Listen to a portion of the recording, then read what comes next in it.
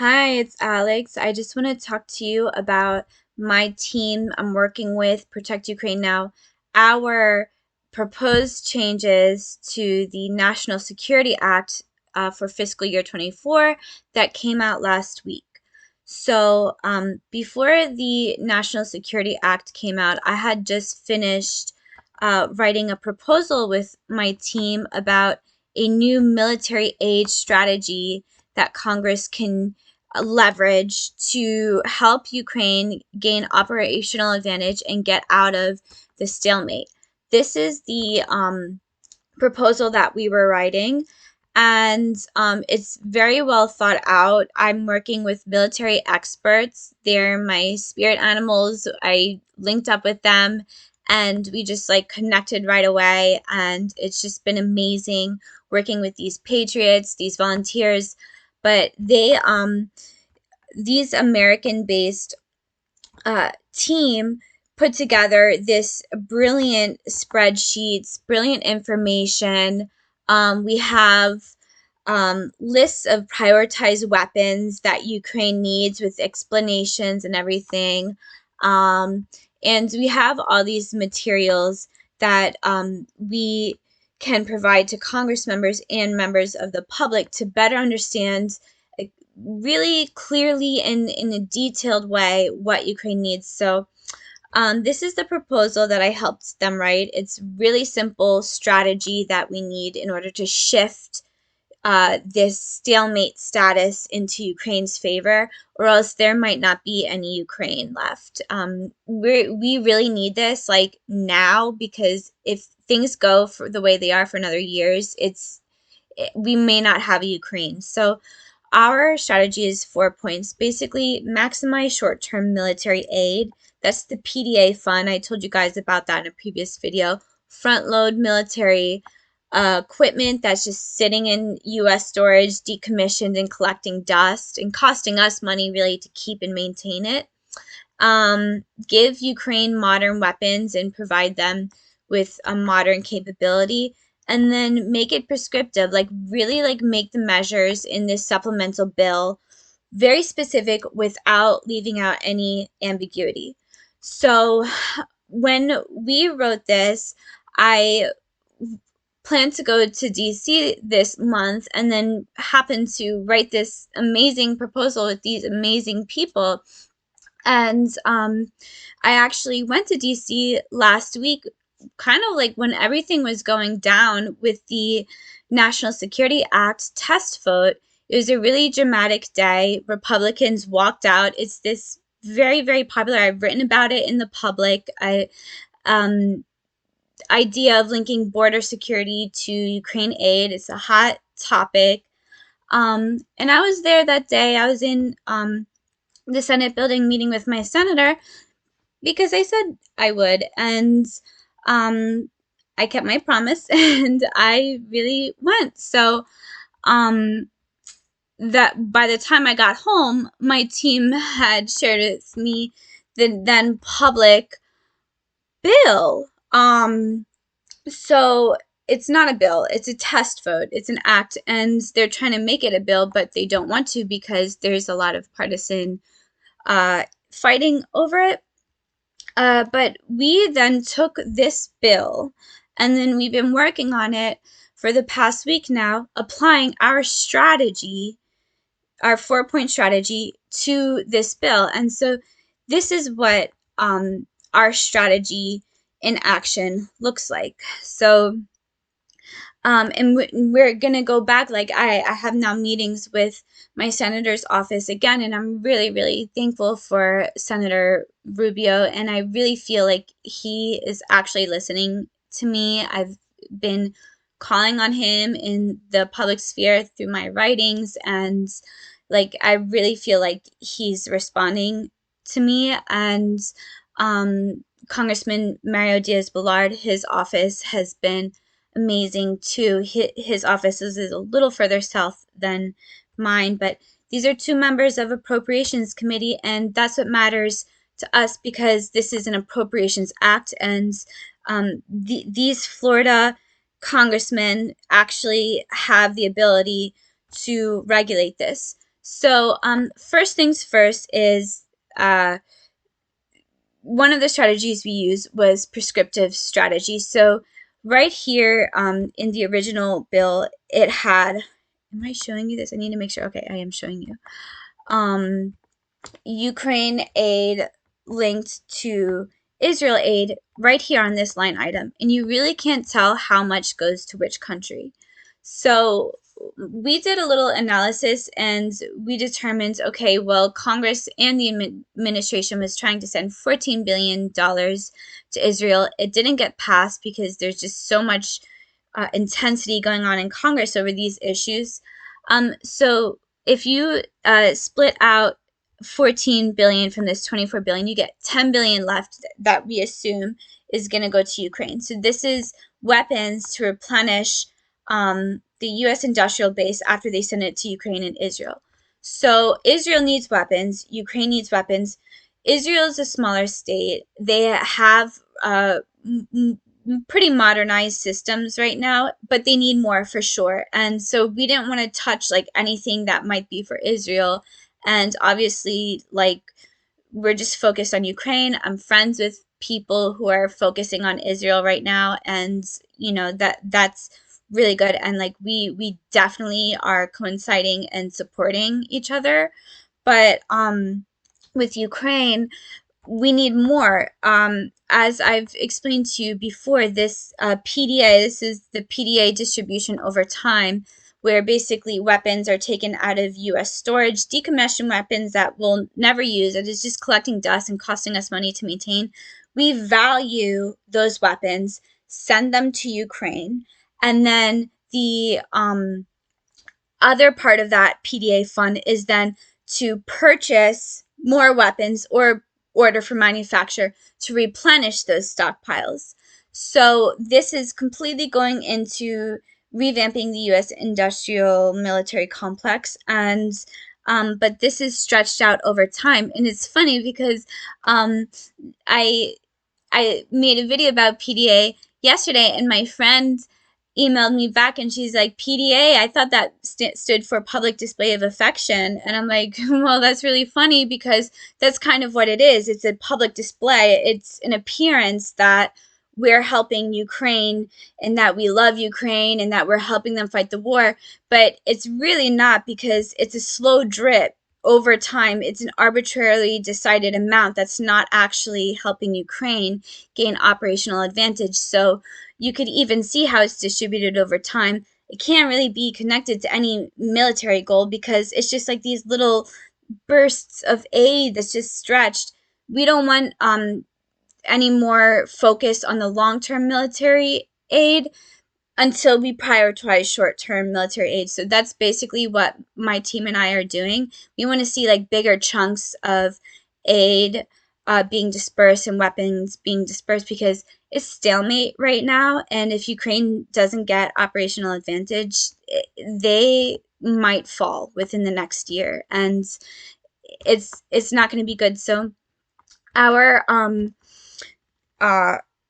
request is to increase this amount to the 40.56 billion that was initially recommended by the administration, but making that money short-term aid, not long-term. So that, I don't know if that, I don't think that that was recommended by the administration. This is recommended by us. We need this money also. What we added in is to make sure that fund is spent quickly so the weapons can go. And mind you, we're not asking for cash to be sent to Ukraine. We're actually really just asking for those weapons to be sent, and then for us, the actual funds go toward then replenishing the U.S. military industrial base. So and then the remainder of that fund we're requesting be spent by the beginning of Q4 of 24. So, and then we specify some of the weapons that we need. And this is, when we specify this, we're talking not just like old, outdated World War II era weapons that might be sent through the PDA, but we're talking like nice modern weapons, like the Hornets, the Growlers, the Atacams, we need to get into prosecuting a modern war against Russia. So those are some of the changes that we made to this bill. Getting just really prescriptive, really specific, making sure we're not confusing funds between Israel and Ukraine, and that each state has its own dignity. And then what we also did was we struck out direct budget support for Ukraine. And then we basically justified that going into funding the military, the short-term military aid part of the 40 billion that we're requesting, because we just right now, this is a National Security and Border Act, and my team is just focused on security. And if there wants to be lobbyists who come by and convince Congress to uh, basically just spend money on direct budget assistance, they could come and go do that. But it's not what we're asking for, because this is a national security act, and we know that right now Ukraine doesn't need cash. They need weapons. So that's all we're asking for, and it's as honest as we can get.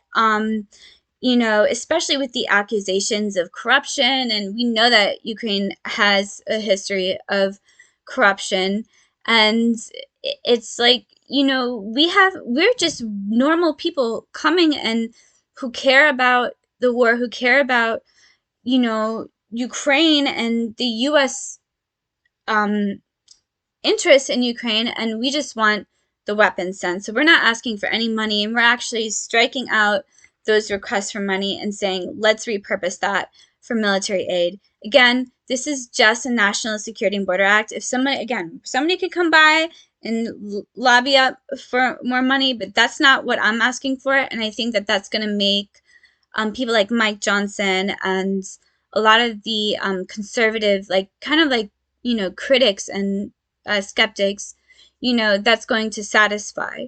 So then we strike out some more, a couple of $billion for foreign military financing to address Ukraine's and other regional partners, air defense, blah, blah, blah, blah, blah. You know what? Those countries have funds already. We're just trying to keep it focused on Ukraine. That's what me and my team are doing. We don't want Ukraine's name, going on this price tag and that price tag to get more funding, when really that money never ends up going to Ukraine. And again, it's not that we want money to go to Ukraine. We just want the weapons. The PDA mechanism already exists. It's what we've determined is the most effective mechanism to send short-term military aid. So that's what we're asking for. And again, humanitarian assistance. This bill, this line item provides 10 billion humanitarian assistance to several regions, including Ukraine. We said take Ukraine's net out of that, knock off $1 billion of that, chalk it up to Ukraine, and offset what that would have been toward that military fund that we're asking for. We're really trying to show a good faith effort that it's not even like show, we just really just don't want all this scattered money going around with Ukraine's name on it, because we know that the public is really focused on Ukraine aid and how much money we're spending on Ukraine. We also know that there's misconception about how much money was spent in Ukraine. I'll show you right here. Again, I reiterate this because there's been disinformation. There's 113.8 billion in total that was appropriated. That doesn't mean it was sent. Less than a quarter of what was appropriated was actually military defense, that was actually sent. So that's absolutely unacceptable. This is a war, and most should be going to the war fighting efforts. So I really feel like we looked at this and took a really critical eye to this, and really kind of met the conservatives and the fiscal conservatives, and tried to really look at this from a detailed and specific perspective. And we have more information that we can give, and I'm going to be continuing to communicate with Congress about this until it goes through. Like, we're not going to stop, and we're going to fight to the end. But I just want to show you what Speaker Mike Johnson said And on now the House topic. Speaker Mike Johnson speaks briefly with reporters following his meeting with Ukrainian President Volodymyr Zelensky at the U.S. Capitol. President Zelensky is in Washington, D.C., meeting with lawmakers and President Biden regarding additional aid for Ukraine. Here, just had a good meeting with President Zelensky. I reiterated to him that we stand with him and against Putin's brutal invasion. The American people stand for freedom, and they're on the right side of this fight. I have asked the White House since the day that I was handed the gavel as Speaker for clarity. We need a clear articulation of the strategy to allow Ukraine to win. And thus far, their responses have been insufficient. They have not provided us the clarity and the detail that we have requested over and over since literally 24 hours after I was handed the gavel as Speaker of the House. And so what the Biden administration seems to be asking for is billions of additional dollars with no appropriate oversight, no clear strategy to win, and none of the answers that I think the American people are owed. I have also made very clear from day one that our first condition on any national security supplemental spending package is about our own national security first. The border is an absolute catastrophe, and this is because of the policies of this White House and this administration. All right, so I just want to cap this off with I went into Mike Johnson's office and I gave him my proposal or his staffers, and I'm like, this is what Mike Johnson wants. I have what he wants. I have what he wants. And I called him yesterday and I'm like, I have what you want. So like the group that I work with is actually a conservative group, and I mean, it's bipartisan too, but I mean, like, come on, like, this is not just a Democrat thing, and I feel like we really looked at this from a conservative lens, and one that like really like, instead of saying, okay, just give Ukraine the money, like really like said, okay, we really care what's going to Ukraine, and we're gonna analyze these mechanisms, and we're gonna tell you what we think based off our knowledge is the best strategy. And so I really hope that Mike Johnson listens to this and that it satisfies his request. I think it's fair. I think it's strict too. It's strictly military that we're gunning for, and I think that's completely acceptable for a National Security Act, and that's what the U.S. needs to be spending more on, not sending cash. I really think it just needs to be weapons, military capability. Again, paid lobbyists can come and lobby up and justify, but for me, I just know in my heart they need the weapons, and I want to see Ukraine stand. Like, I want to be able to go there one day. Lastly, with regard to the Border Act, I've published some things about this. I had a letter that I published to Senator Rubio in the Cape Coral Breeze.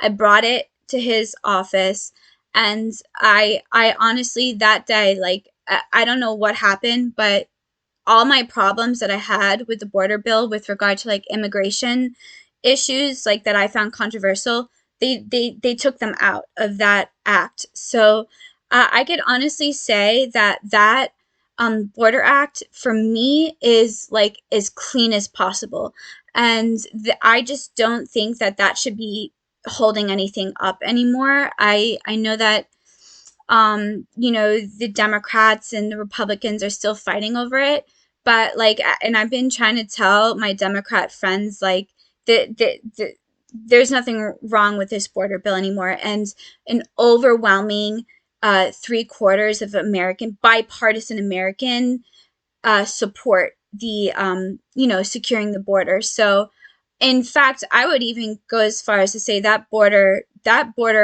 act could have even more border security added to it, and there should be no problem, like drones and information collecting, not strike drones, but like, radar technology that's like monitoring the area and everything. I really think that the right now there's that's this bill like is actually making sense, and I think that it should pass. There's some other things that I don't like about it, like humanitarian aid to Gaza. I mean, I just think it's so controversial. You should probably just take that out. If we're taking out humanitarian aid to Ukraine, like, so, you know, I support all people who are under like fire and oppression, but like war fighting and security needs to be war fighting and security, and um we need to like most funds need to go to that because your country is your military. Like your country goes only as far as your military. So I think that the emphasis on military is definitely required, and I hope that uh this will be taken well, and I wanted to explain it to you guys so you guys know what I'm doing. And yeah, I hope that it passes and that Ukraine gets what it needs, because we don't have a lot of time. It's been really tragic. It's affected my life, my family's life, my friends' lives, and it's just been an unbelievable situation. We decided to fight politically, and so that's what we're doing. And we're here like to work with anybody, but like we really just need those weapons and no more public displays. Like we really just um, need to stop dragging our feet and send them those weapons because we have them.